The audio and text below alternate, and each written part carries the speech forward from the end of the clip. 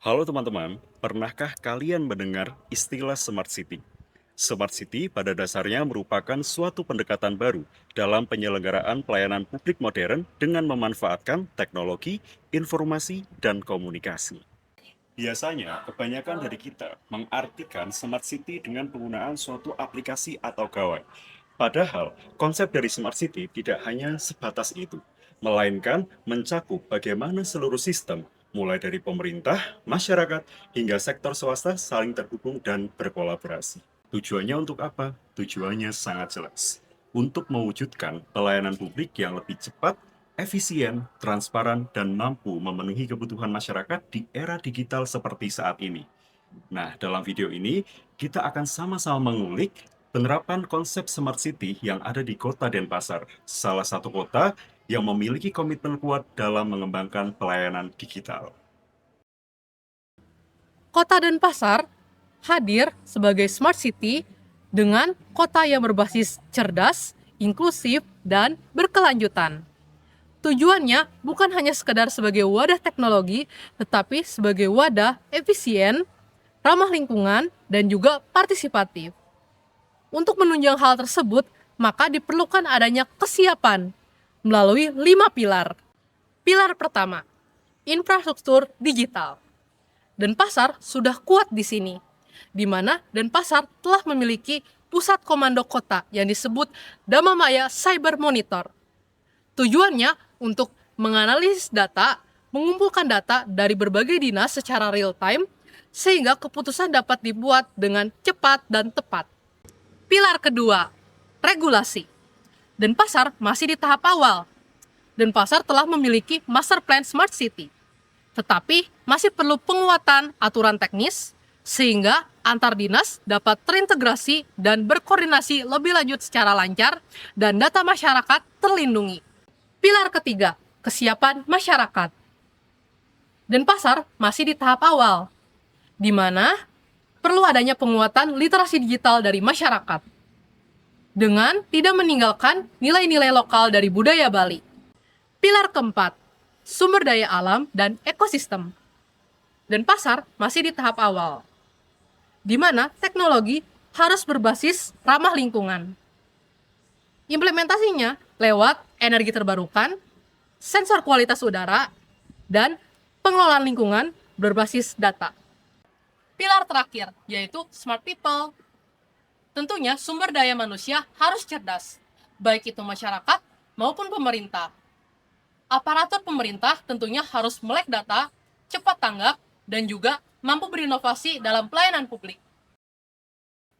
Smart City di Kota Denpasar nggak cuma tentang teknologi keren aja, namun juga memberikan banyak manfaat, apalagi untuk sektor pemerintah, masyarakat, dan juga swasta. Dari sisi pemerintah, pelayanan publik lebih cepat dan efisien. Segala urusan administratif yang dulunya kaku dan juga lebih lambat, sekarang berjalan dengan cepat dan juga efisien. Bahkan, Kota Denpasar sendiri pernah meraih penghargaan dalam program Gerakan Menuju 100 Smart City, yang dimana ini membuat citra Kota Denpasar menjadi lebih modern. Selanjutnya, dari sektor bisnis, di mana sekarang banyak sekali terdapat wifi gratis di ruangan publik, dan juga terdapat pembayaran non-tunai di mana hal ini dapat dimanfaatkan oleh sektor bisnis dan juga membuka peluang baru seperti adanya startup di bidang pariwisata. Hal ini memudahkan wisatawan dan juga membuka peluang kerja baru. Selanjutnya, manfaat untuk masyarakat. Manfaat untuk masyarakat ini dapat kita rasakan sehari-hari, di mana terdapat banyak aplikasi pelayanan publik, seperti adanya aplikasi pemantauan untuk lalu lintas, yaitu ACTS, di mana itu bisa melihat pemantauan dari kondisi kemacetan di jalanan. Lalu, adanya aplikasi layanan publik lain seperti nomor darurat 112, di mana sekarang lebih cepat dan juga lebih progresif. Di sini, dengan adanya segala macam aplikasi layanan publik, membuat masyarakat lebih aktif untuk melihat pembangunan kota melalui aplikasi pengaduan. Jadi, Smart City di Kota Denpasar ini bukan cuma wacana modernisasi aja, namun juga bukti nyata untuk membuat kota menjadi lebih maju, ekonomi yang lebih maju, dan juga kualitas hidup masyarakatnya menjadi lebih berkualitas. Oke, kalau kita ngomongin smart city, salah satu pilar utamanya adalah smart governance, di mana smart governance adalah pemerintahan pintar, yang artinya pemerintah bisa mengatur teknologi untuk memberikan pelayanan publik yang efisien dan transparan juga efektif. Nah, di Denpasar ini udah ada jalannya, yaitu aplikasi Pro Denpasar, di mana warga bisa memberikan saran atau aduan langsung dan akan ditanggapi ke dinas terkait. Selain itu, ada juga DiVos. Nah, aplikasi ini tuh bisa membuat pegawai bisa bekerja dari mana aja. Lalu ada juga Jagabaya. Ini tuh untuk memantau protokol kesehatan dan mendata dana bantuan sosial waktu kemarin pas pandemi. Hasilnya, indeks SPBE tahun 2021 Kota Denpasar itu tembus ke angka 3,19 yang merupakan angka yang cukup baik dan masuk ke 5 besar nasional. Jadi, smart governance di Denpasar ini tuh bukan cuman jargon, tapi juga membuat pemerintah lebih baik dan lebih efisien, juga cepat tanggap. Jadi, sekarang kita membahas mengenai smart economy di Kota Denpasar. Jadi, smart economy ini pada intinya adalah teknologi yang kita manfaatkan untuk membuat ekonomi di Kota Denpasar ini menjadi lebih efisien, produktif, dan juga kompetitif.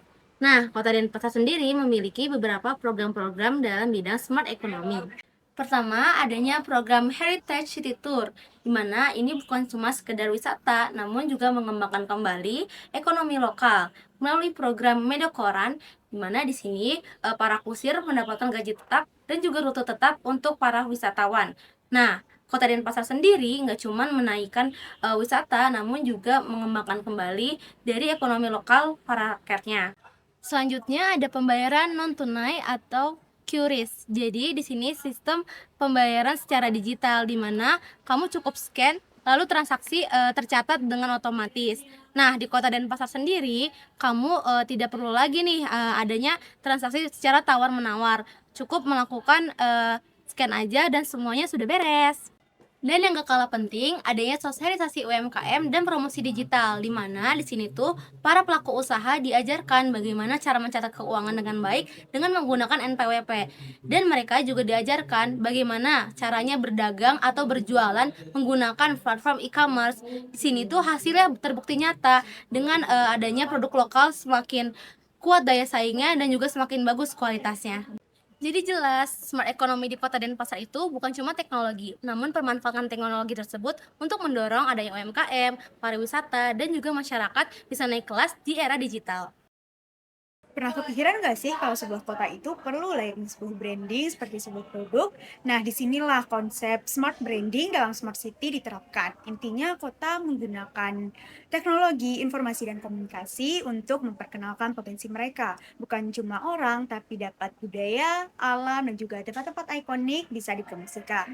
Nah, contohnya sendiri ada di kawasan Denpasar, Bali, di mana mereka punya smart branding berupa digital storytelling tentang Tukat Badung dan kawasan Gajah Mada Heritage, di mana melalui konten video, foto, dan konten-konten kreatif lainnya, mereka mampu mempromosikan budaya-budaya mereka tanpa menghilangkan ciri khas mereka. Nah, dampaknya sendiri apa sih? Dampaknya wisatawan bisa makin tertarik untuk mengunjungi kota tersebut dan juga ekonomi makin ikut naik dan masyarakat juga merasa ikut andil dalam mempromosikan budaya mereka. Nah, tantangannya apa aja? Tantangannya itu dapat berupa teknologi dan SDM dari masing-masing individu yang mempromosikan tentang budaya tersebut. Dan kita juga harus tetap menjaga bahwa budaya lokal tidak tergerus karena promosi dari teknologi-teknologi tersebut. Nah, jadi smart branding itu bukan hanya sekedar tentang promosi, tapi soal membangun identitas kota agar tetap lebih relevan, menarik, dan berdaya saing tinggi di era digital. Nah, selanjutnya kita akan membahas smart people. Smart people merupakan salah satu elemen yang ada dalam smart city.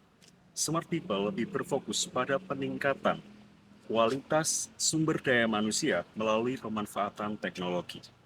Di Kota Denpasar, terdapat beberapa program unggulan yang mencerminkan penerapan dari konsep smart people.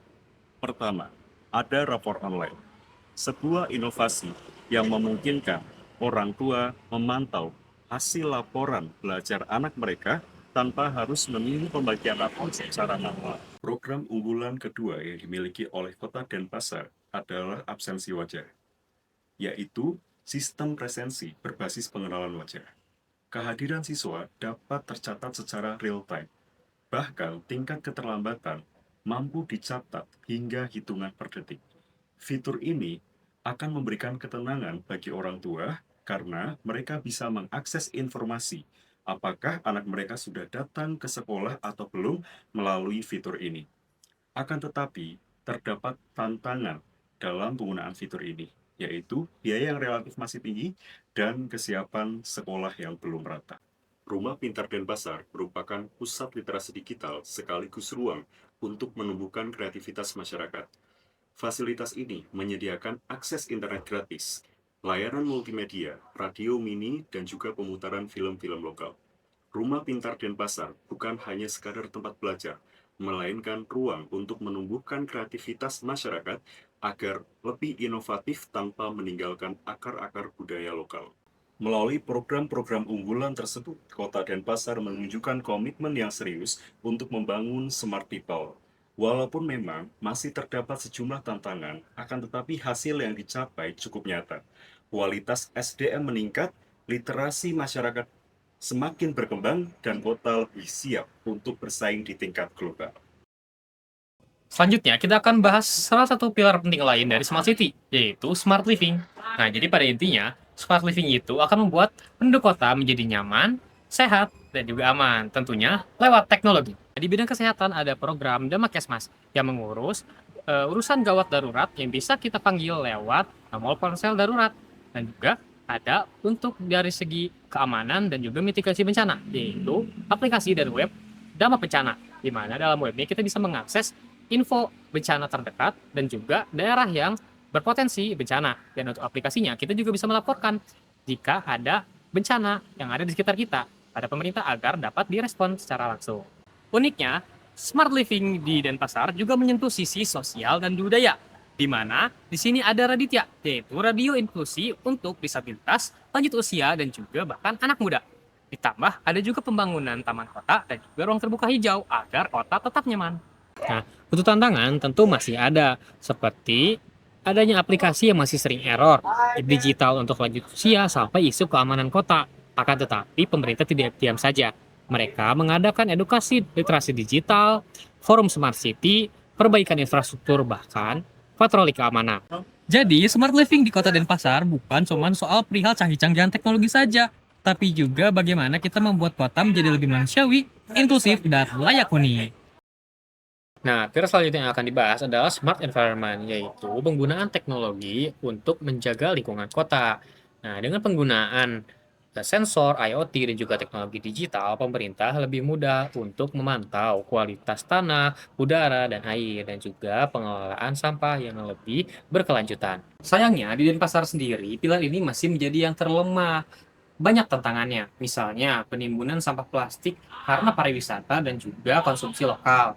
Juga ketidakmerataan TPS 3R yang menyebabkan banyak sampah dilarikan ke TPA atau bahkan sampai mencemari lingkungan.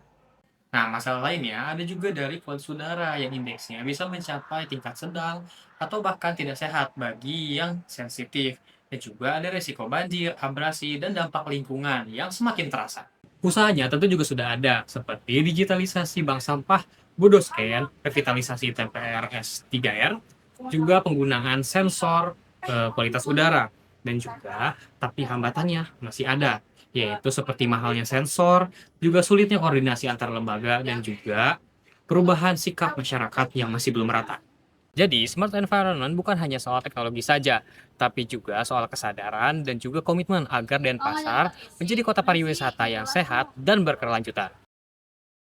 Smart City Denpasar tidak hanya dibangun melalui teknologi saja, tetapi terdapat sinergi dari 4 partner utama. Yang pertama, pemerintah. Pemerintah menunjang dalam kebutuhan kebijakan dan program kerja, di mana pemerintah berfokus dalam pengembangan sistem kota berbasis digital dan pelayanan publik yang efisien.